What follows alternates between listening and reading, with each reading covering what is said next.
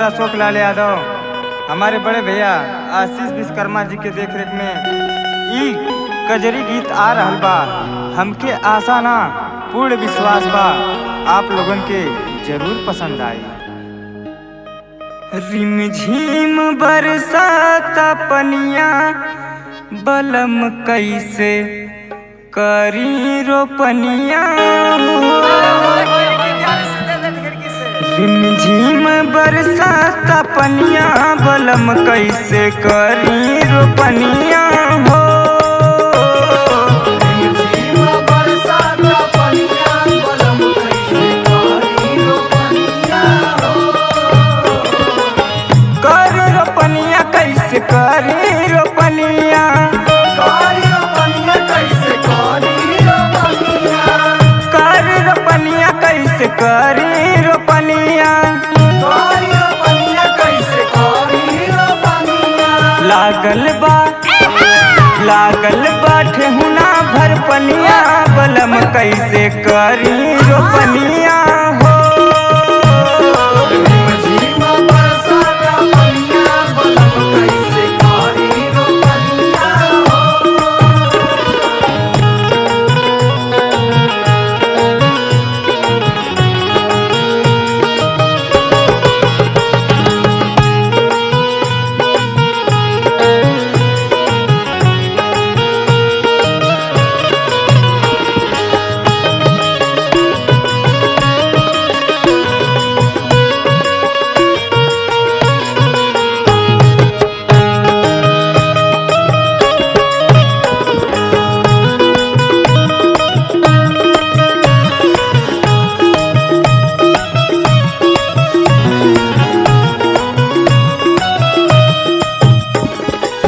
झुर झुर बहेला पुरवा बयरिया, झुरझुर बहेला पुरवा बयरिया, झुरझुर बहेला पुरवा बयरिया।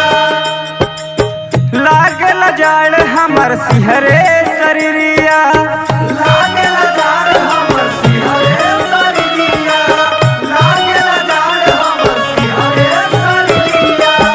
झुर झुर बहेला पुरवा बयरिया, लागल जाड़ हमर सिहरे शरीरिया। उठेला देही में कपनिया बलम कैसे करी रोपनिया हो।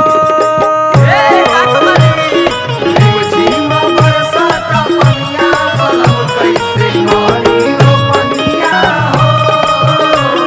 रिमझिम बरसाता पनिया बलम कैसे करी रोपनिया हो।